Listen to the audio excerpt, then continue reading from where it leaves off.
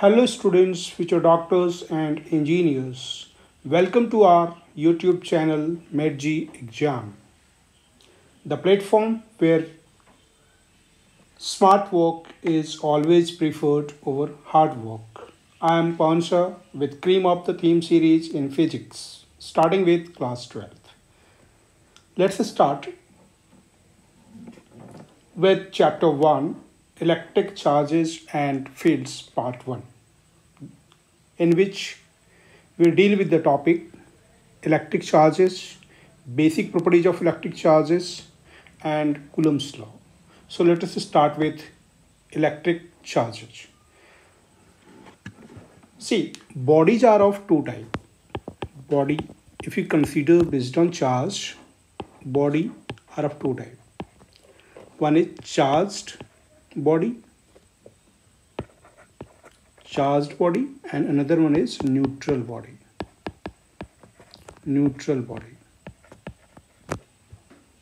Okay, charged body and neutral body. Neutral body means amount of negative charge will be equals to amount of positive charge on that body, and charged body means amount of negative charge will not be equal to amount of positive charge on that body. Then we call it a charged body. Okay, charge present on charged body. Or what is charge actually then? Charge is the inherent property of fundamental particles which responsible for exerting or generating electric forces.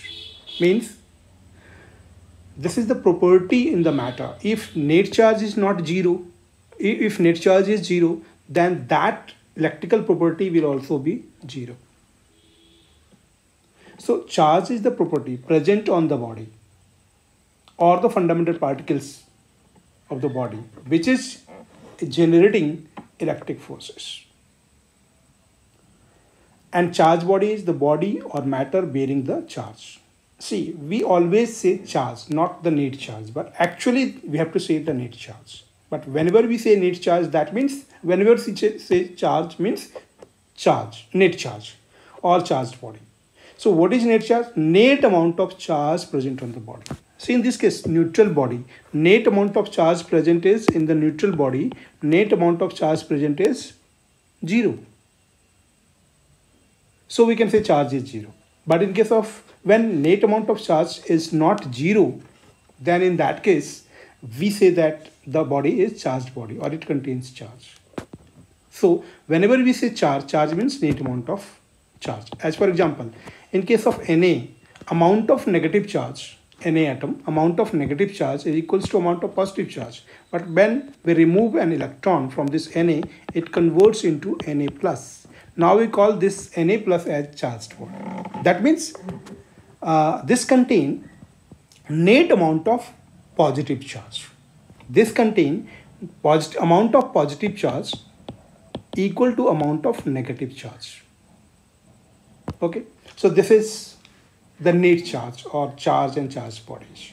Now, point charge. Students, as you have studied in 11th class, there is point mass. Similarly, here is the point charge. That is, if a body has negligible dimensions and it possesses charge, then it is said to be, charge means net charge, then it is said to be a point charge. Okay. Now, nature of charge. As we know, it has two nature. Charge has two nature, positive charges and negative charges. And we also know that like charges repel and unlike charges attract. Okay. Now come to the another thing, that is basic properties of electric charges. Students, charges have so many properties, but if you see the basic, if you consider the basic properties, then it is additivity, conservation of charge, and quantization of charge. So what is additivity? It is simply charges can be added algebraically. That means that this is a system, this is a body where here is plus 4 Coulomb charge and here is minus 1 Coulomb charge. Coulomb is the unit of charge. then this body contain net amount of charge that will be equals to plus 4 coulomb and minus 1 coulomb, that will be equals to plus 3 coulomb. That is the meaning of additivity. Additivity means charge can be added algebraically. Now, conservation of charge. This is important. See, state that conservation of charge states that net charge of an isolated system can neither be created nor it can be destroyed. It can only be transferred from one body to another. See the thing, here we have written net charge, that we have to say, and the isolated system. These are the 2 points for conservation of charge. See, as we have seen this Na, if we remove one electron from the Na, it will become Na plus. See, in this case, charge is created. Or in other way, this is Na plus. If we add one electron to this Na plus, it becomes Na. This is neutral body, this is converted into charged body. This is charged body, this is converted into neutral body. Okay. So in this way, if you see, charge is created, charge is destroyed. But net charge cannot be created and in an isolated system. If you take this as isolated system, net charge is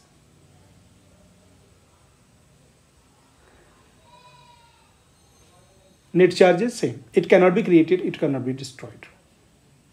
That is the thing. If we have removed here 1, so here is plus, here is minus 1. So minus 1 plus 1 will be 0. Here again Na as neutral.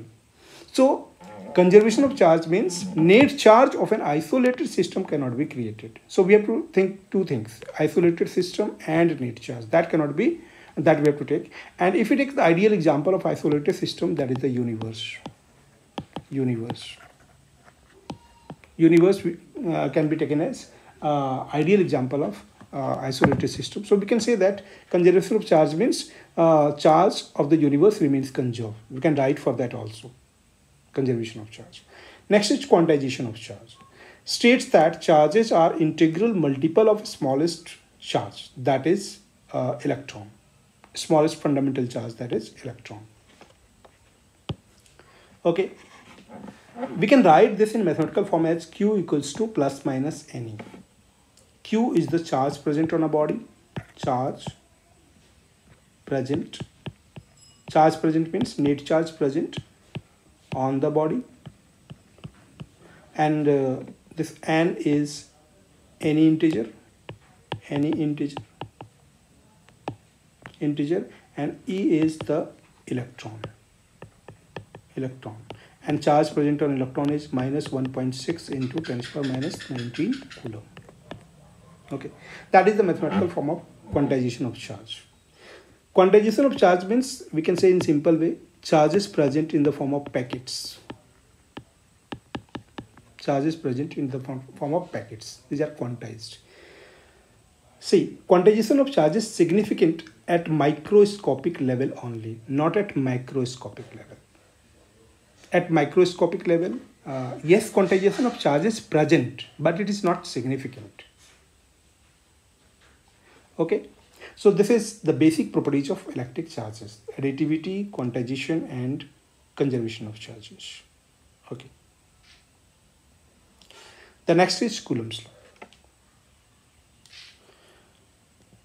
See, Coulomb's law states that when 2 point charges separated by some distance in vacuum or in any medium, then magnitude of force exerted on each other is directly proportional to the product of magnitude of charges and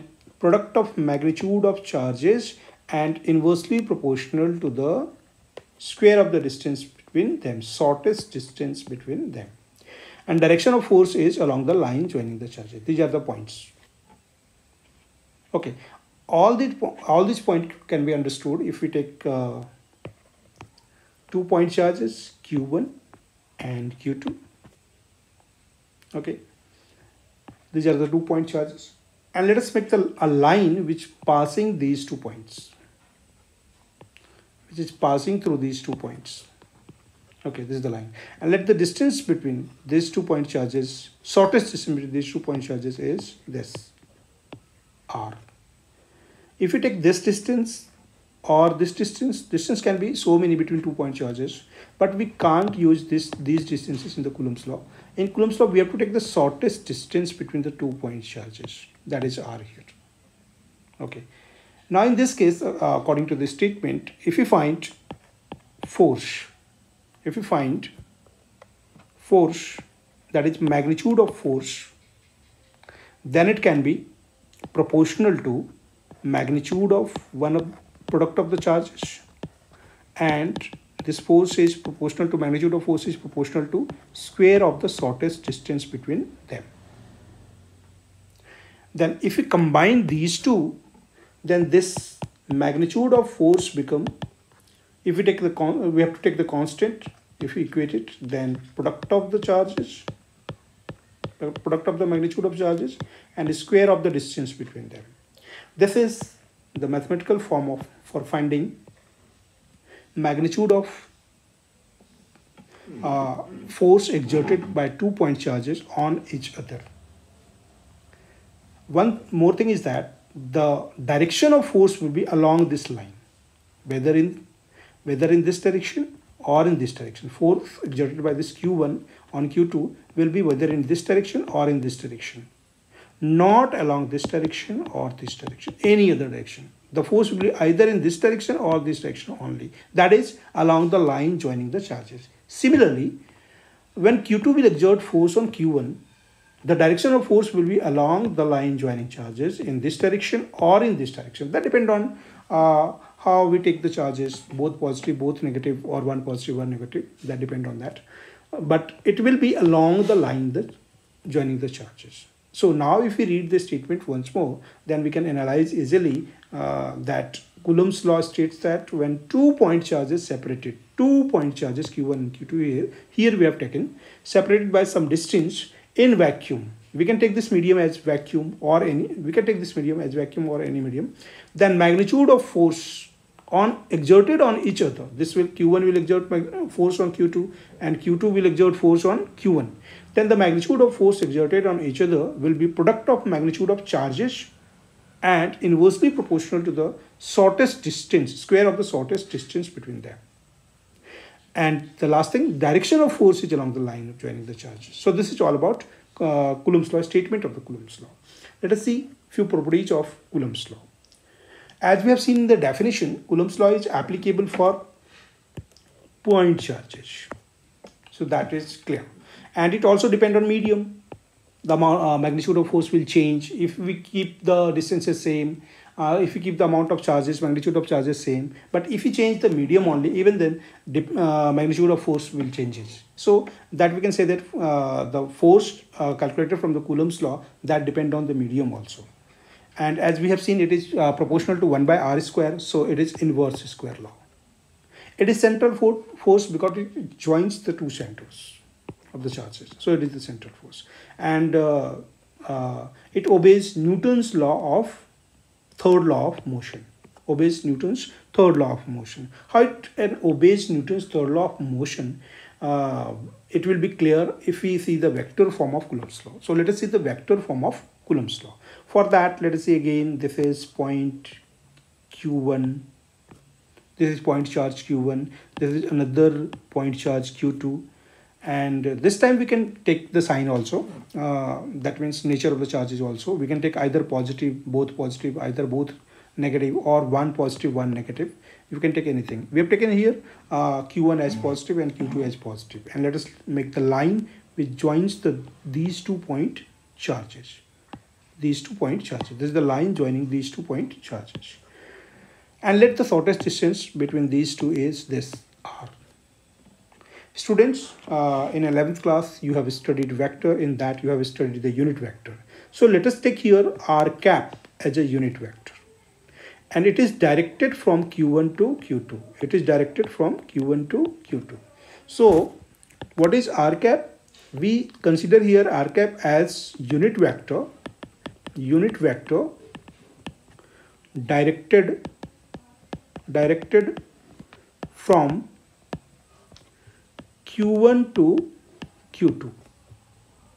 Okay, and this r is the distance. Then if we write force, if you write force on charge 1, point charge 1 due to point charge 2, this can be this we are going to read as force exerted by, or force exerted, we can read it on force exerted